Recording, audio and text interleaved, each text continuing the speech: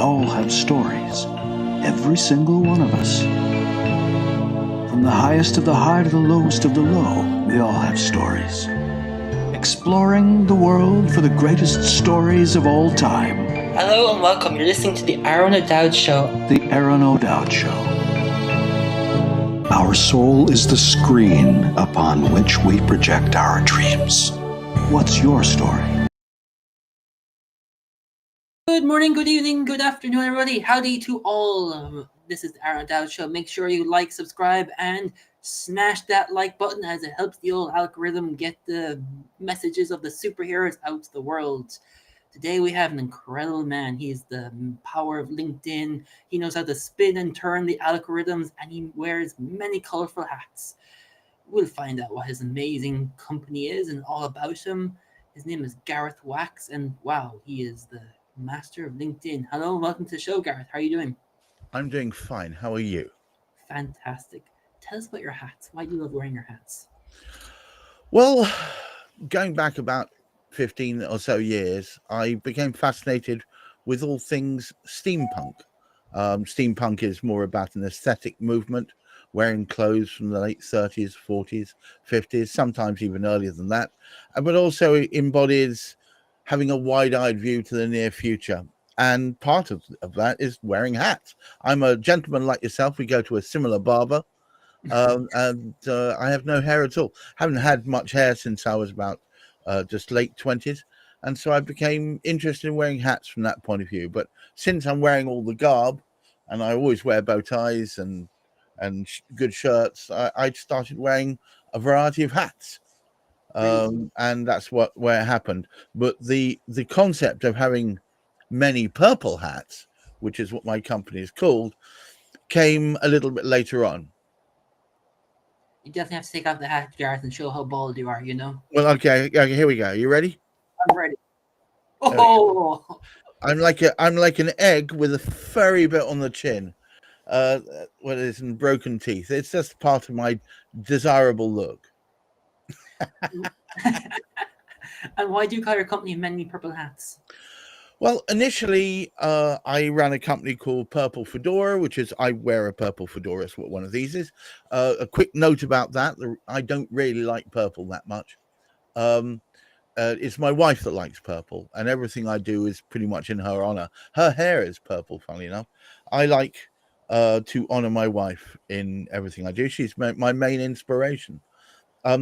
Why have I many purple hats? Because I've got, I think, the best part of 150 hats now, and over 20 of them happen to be purple. And I was looking for something that conveyed power and speed and MPH, and I thought, MPH, many purple hats. Well, that's a marriage made in heaven. So that's why it's called Many Purple Hats. What is your favorite hat you like to wear? Not this one, funnily enough. I only wear this one because on green screen this comes out a decent purple. All my other purple hats bizarrely come out weird colors when they're through chroma key. So this is the one I wear for online stuff. But my favorite hat is a black Homburg from the late 1930s. It's a beautiful hat. I'll show it to you, but it's downstairs on a hat stand. Cool.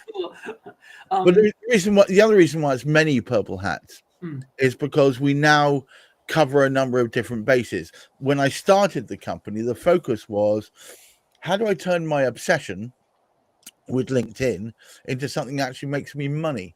I am an autistic, dyslexic, and ADHD kind of gentleman, or as my wife calls it, the full dance card. And I thought, I have a tendency to obsess about things, and I thought one of those obsessions has been LinkedIn for about 7 or 8 years. I've been on LinkedIn since it started, but I'd never really taken much notice of it, except as a way of getting jobs. But the focus changed dramatically, and that accelerated even further throughout the pandemic, to the point where it's no longer simply a job board. It's now a place where business resides, business people can find opportunity and interconnections. And my whole focus in life is helping people and businesses communicate more effectively. And LinkedIn is a tool for doing that exceptionally well. What has you obsessed about LinkedIn? Because it's the only universal. When you think about it, stuff that you do on Facebook, you can sort of do on Instagram. Stuff you do on Instagram, part of it you can, well, maybe not anymore, but you could mostly do that on X. But nowhere else is there a single business database whereby if you've got enough intelligence, knowledge, and a little bit of training, you can search and find your ideal audience in preparation for marketing to them, for approaching them, for selling to them, or even for providing content that you know that that audience is going to enjoy. There's nowhere else that really caters to that. So it is, at the moment, until somebody else comes up with something better, it is unique. With someone who's autistic, how does it interact with LinkedIn? Is it the perfect platform for you? Um, I'm obsessed with detail and focus. Um, although there's the ADHD part of me goes, oh, shiny thing over there, quick, get distracted. But when I'm hyper focusing, which I tend to, on one thing, which I can do 5, 6, 7 hours, just absolutely focused in on it, and I'm searching for certain people who are the right people to understand certain messaging, LinkedIn gives me all the tools I need to do that. Navigator Core, which is the lowest level of Navigator that provides you with those search facilities, really helps you identify those right people. And it means that you can start building up groups of people who have similar interests. I firmly believe, and I think other people have said this, so I won't be alone. It certainly wasn't my idea, but people on LinkedIn hang around in sort of tribes, people with similar sort of interest groups, and they tend to be business interests. So, for instance, if you're hanging out with the people who are really interested in air conditioning equipment and so on, you're probably in the HVAC crowd. If you're interested in the legal side, you're probably dealing with the legal crowd. You know, it means you can provide information that will interest a large amount of people relatively quickly and relatively easily. I want to ask you, tell us about how you learned that you were ADHD, autistic, and all these amazing labels you tell us about. Well, yeah, I know they are labels, and normally I would bulk away from them. But I remember I'd spent in the entirety of my youth having no idea why I always seemed to be on the outside group to everyone else. I just didn't really have the knack of making friends. I didn't understand what people wanted from me. And worse still, I had no real clue about social cues and when things start and when things end and when it's too early to come to a party and when it's too late to stay. And I'm making light of it, but it was a troublesome time for me. I had no idea about any of this nonsense until much later.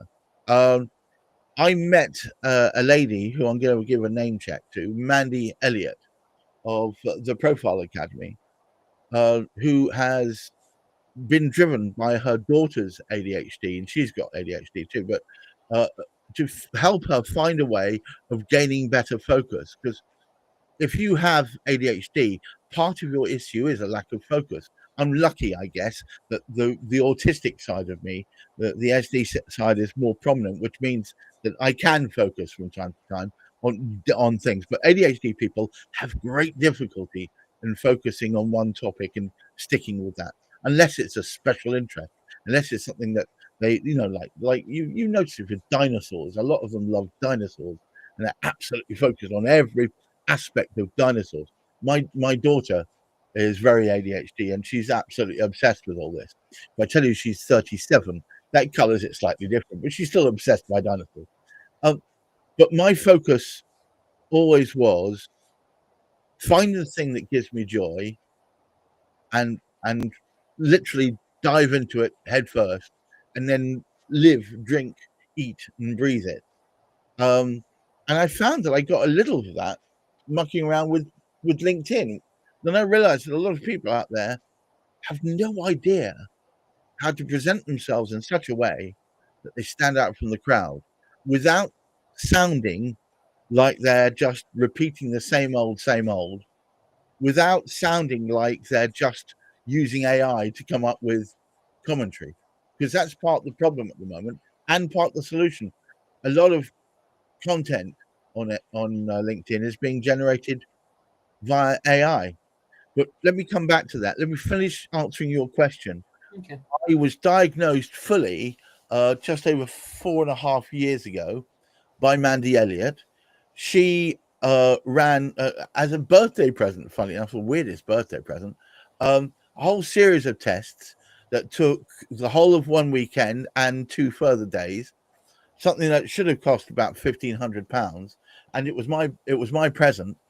And by the end of it, we had a whole series of tests completed, providing indicative data, which has now been presented to the NHS to show that I have extreme tendencies in various directions. In fact, dyspraxia is the thing that seems to beleaguer me most, which is most often found with the fact that I'm very clumsy. And only this morning, I knocked over a mug of tea over my entire desk. I'd like to tell you that was an uncommon occurrence. Of course, I'd be lying. I'm often knocking things over. My concept of how big and wide I am is I think I'm a stick, but in fact I'm more like a balloon. But anyway, so there's that, and I can't catch balls for toffee. I can't do the hand-eye coordination thing. And what was life like before that, Gareth, before you got diagnosed? Before I had the diagnosis, I was confused. Why was I so different from everyone else? I'd kind of got used to the idea, but it was with with a dropped head, if you know what I mean. It was like, I guess I'll never be the same as everybody else. Now I understand why I'm different from everybody else. I've got the same cognitive functions, but the way in which I deal with everybody on a day-to-day basis, my emotional responses, my emotional intelligence is different, but it explains things and it makes me feel, okay, there is a place for me here. I mean, I jokingly used to say just after my diagnosis, I used to think I was out of step with everybody else. Now I realize everybody's out of step with me. You stand out, but yet you're standing out in your own way at the same time, which is cool. Well, yes. And do you know what? There are great features to being ADHD and autistic. Great features. The ability to cut out the noise, to only focus on one thing when you're helping represent a client, that's a good thing. That's a great thing. And yeah, I do forget to go to the toilet and drink water and talk to anybody else. And my wife comes in at 1 o'clock in the morning and says, "You've been in this room for 7 hours. You should take a break." And that can happen and does happen, but at least I really dive down deep and properly get the problem solved for my clients, and they thank me for it. So I guess it works. I start out every business interaction by a series of caveats, which is, before we get talking, understand that I always see that the shortest distance between any 2 points is a straight line. So I'm always hyper blunt. I'm absolutely direct. And since I don't have much in the way of any kind of interpolations on my brain before I spit it out, there's no filter. So if I think that your LinkedIn profile's rubbish, I'll tell you, and then I'll tell you how to fix it. That's great, having no filters. But where does music? I know music is part of you. You produce certain shows, but where does music sitting for you? Well, when I was in school, my parents were obsessed with the idea that I would be a great pianist. It turns out I'm a rubbish pianist. And I got to grade 3 and was desperately trying to take it and ticked the wrong box. And instead of ticking piano, I ticked percussion. And after about a month, I got all these letters coming through saying Gareth is missing his percussion lessons. So after my parents got over the upset of the fact that I wasn't taking piano anymore, I started going to percussion. And I was told very quickly, you're absolutely mal coordinated. You're never going to be any good at this. And the quickest way to make me obsessed with something is to tell me I'm no good at it. So roll on a number of years later, and drums, percussion, and performing with my band is actually part of my income stream monthly. So basically it all came out of it, Aaron, somebody telling me you're never going to be any good at this, basically. Wow, seeing you in the band, Gareth, is kind of crazy. You know, drumming in the background. Well, as you can imagine, I may be in the background physically, but I'm quite in the foreground in every other way. My band is called Encrypted Love, ENCRYPTED, Encrypted Love. And if you check them out, encryptedlove.co.uk, we've got a little website and so on, and it'll show you which shows we're playing. We're playing a couple of festivals this year. I think we may be playing a few more. We're all professional people. They are professional musicians in other schemes, but I'm obviously a LinkedIn person and a professional musician as well. And we play for the love of it. It's the love of creating music. We do about 80% of our own stuff and 20% of covers. Is it rock and roll, hip hop, pop? What's the genre?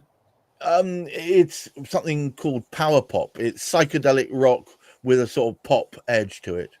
So we've got a mad Estonian keyboard player come singer who has created her own synth, which is like a guitar. So she plays it standing up. I don't know why I'm doing that with my fingers, but there you go. And an amazing guitarist, and me, and we perform for all sorts of people. But yes, we love what we do. We're playing at the Shaftesbury Fringe Festival in July this year. Anybody's interested, go and look up Shaftesbury Fringe Festival. It's the biggest fringe in the UK outside of Edinburgh. Fantastic. Gareth, you know, you're a man of many talents. Thank you. You're welcome. And you know, what sticks out in your mind to be and manage all these amazing hats that you wear? Which would be your favorite hat to wear outside of LinkedIn? Well, LinkedIn pretty much dominates a good portion of my life. And in a short while, with your permission, I'm going to give out a few tips to help people do better in 2025 on LinkedIn. And these are things you can action straight away, not one of these notional things. Be nicer, talk more. These are going to be stuff you can do right now. But no, music is very important. I obsess over lots of things. My wife and I counted 21 discrete obsessions at the moment. So I'm going to give you the top 4 outside of LinkedIn of Gareth's obsessions. Coming in at the rear, number 4, it's cheese and cheese making. So we have always between 12 and 14 different cheeses in the fridge, and I love cheese. I also like writing music, some of it derived from poetry. I use a mixture of my own work and also AI driven stuff, and I combine it together to create something. Now, some people sneer at that sort of thing, but I think if you ignore the existence of AI, you will do to your peril. The best way is to find the best way to use it to create something really new and interesting, and I do that. 2 of my tracks have been optioned by Sony recently to be used in computer games, so it's obviously working. 3 is I love providing backing stuff. So I play as a drummer for other people, so open mics and stuff like that. So I'll turn up, and usually they don't have a percussionist there, and I'll play percussion with anybody who wants to turn up and perform. And I love doing that. It's great. 2 is busking. I love busking. That's playing live outside, often beside the River Thames. My favorite place is in Richmond, down by Richmond Riverside, which is right beside the river, and you can have an audience of 200, 300, 400 people there. Just and you know, you get a little bit of money, but I do it for the fun. I do everything that I can just for the fun. And 1 is I collect film. So I particularly collect digital film, which I buy licenses for. I have my own film server, and I've got just under 3,000 films at the moment. I guess having popcorn away at Gareth's house for films would be fantastic, you know. I'm always doing something. I'm always up to something. We do have a very, very lovely film set up here. I have actually got an amazing setup. I'm very lucky with it, and we regularly watch films. What is your favorite film, Gareth?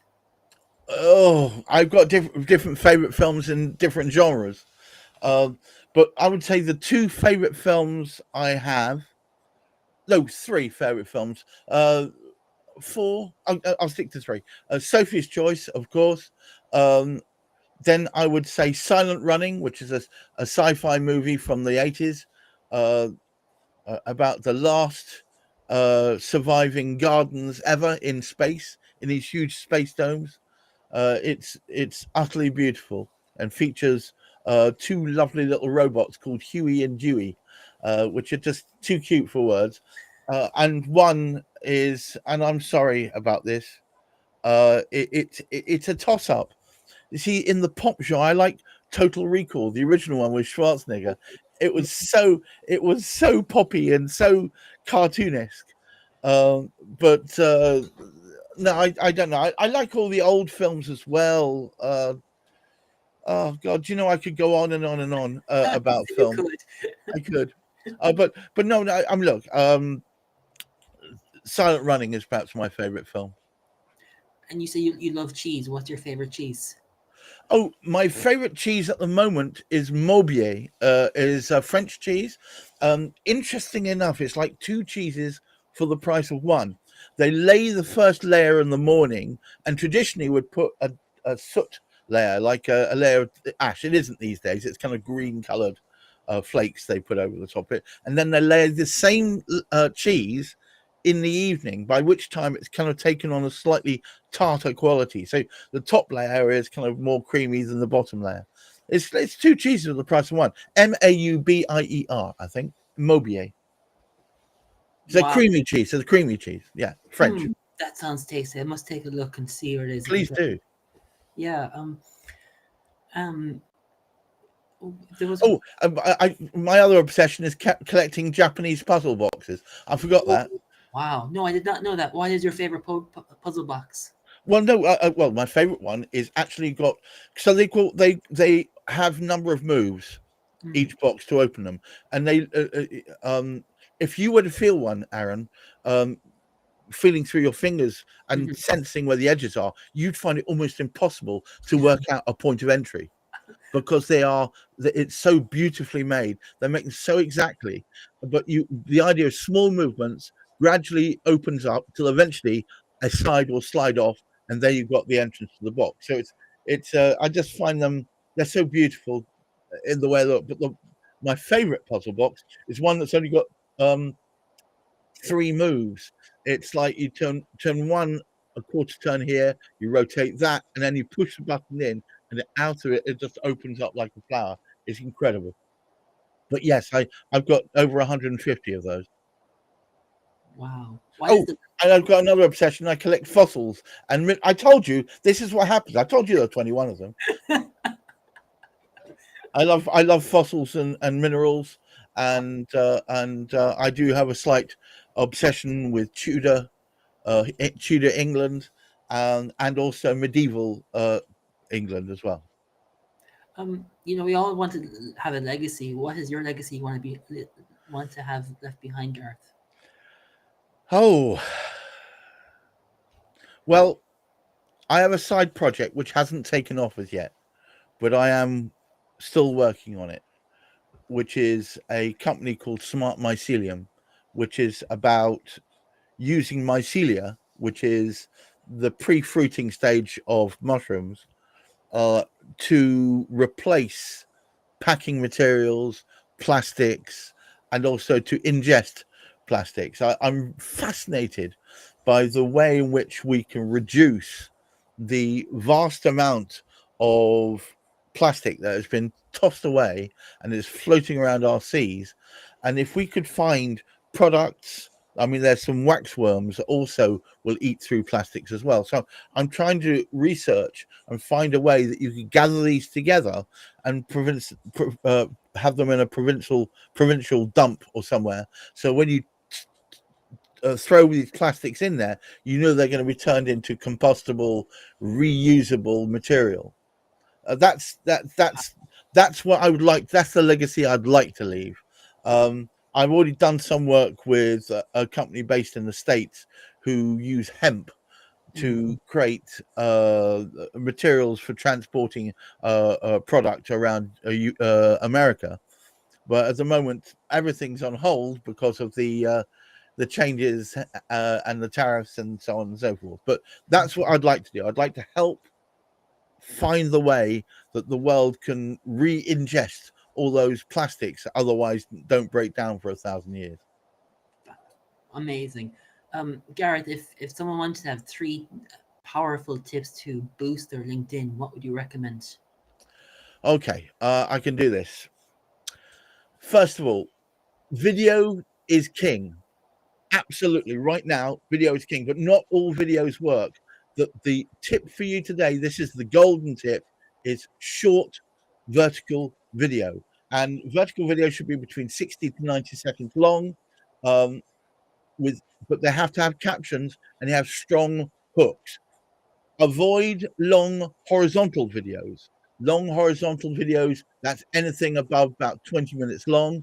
The sweet spot somewhere between 15 and 20 minutes for a horizontal video. And if you are going to produce those horizontal videos, shove them straight onto YouTube and then turn them into a bunch of shorter vertical videos. There are a number of tools out there to help you do that. I cannot recommend it highly enough. The other thing is make full use of the LinkedIn Reels feature. And now this is the fundamental thing I want to tell about this. Again, about the vertical video, it's the thing I'm going to be banging the drum about a lot.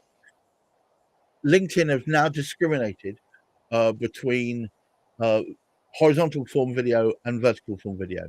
If you make vertical form video, they pop up on LinkedIn mobile users. They'll literally pop up in their feed. If you make horizontal form video, they won't. And last year, over 70% of LinkedIn interactions was done from a mobile phone. And I've got no reason to believe it's going to be any less this year. So therefore, you're missing out on a whole bunch of your audience if the only thing you put out there is vertical form video. You must mix and match it. I'm not saying don't carry on doing them. Text posts are down 35%. Engagement has been dropped over 22%. So here's my tip. Keep your posts between 600 and 1,200 characters in size. They're quite short. Make sure you have a strong hook within the first 3 lines and break up long paragraphs into a bunch of lines. So 2 or 3 lines of the paragraph, break it up. 2 or 3 lines of the paragraph, break it up. And lastly, stop focusing on hashtags. LinkedIn takes no notice of them whatsoever at all. Use natural keywords within your post and make sure you repeat those keywords in multiple locations. Focus on engagement, not the trending hashtags.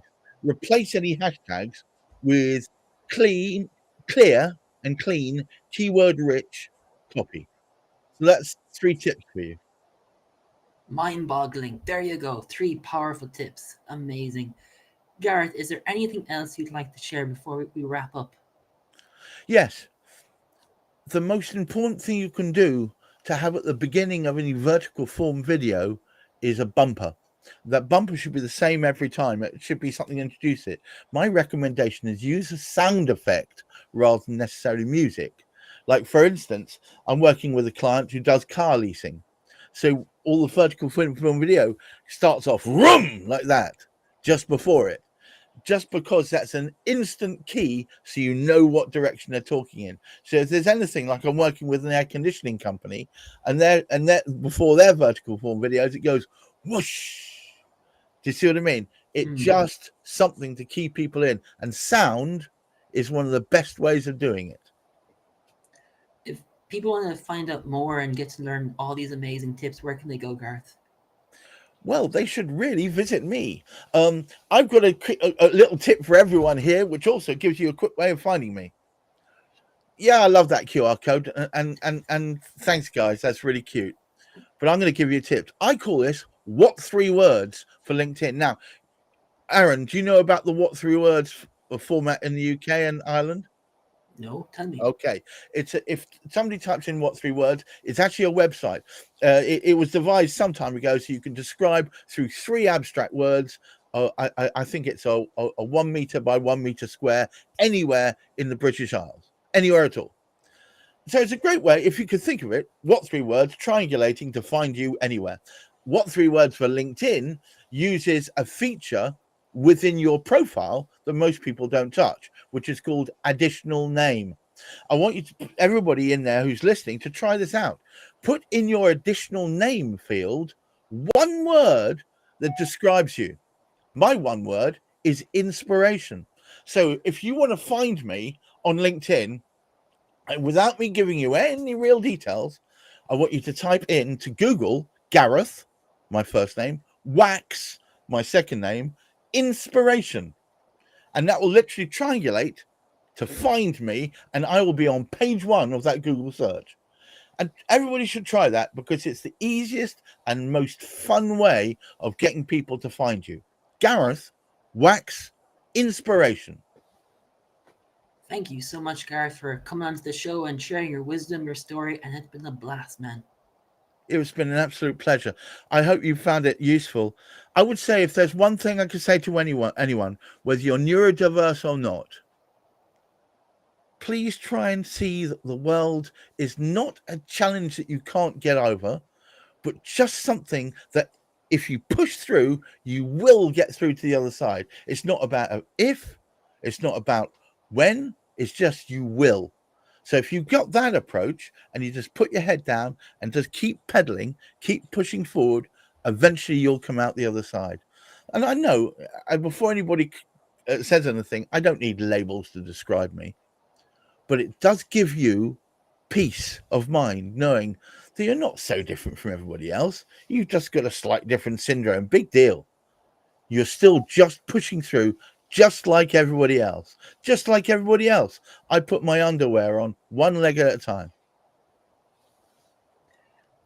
There you go, everybody. The famous Gareth Wax telling us how it's labels don't define us. It's all about everything who we are. Because, hey, if you can master the platform of LinkedIn or social media, you're thriving and diving and being successful. And remember, who you know can actually give you advice, like Gareth just said here today. And remember, tune in next Tuesday, 4 p.m. UK time, 5 p.m. Central European time, and 11 a.m. Eastern Standard Time to figure out and see what advice, superheroes, and what makes us the legends that we're forging every day. Take care, everybody. Chat soon. Thank you for listening to the Aron O'Dowd Show, where the world's best stories are told.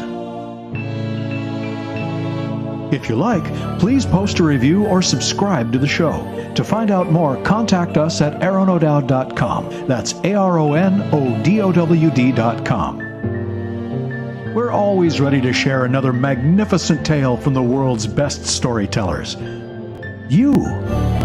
So stay tuned and rock on.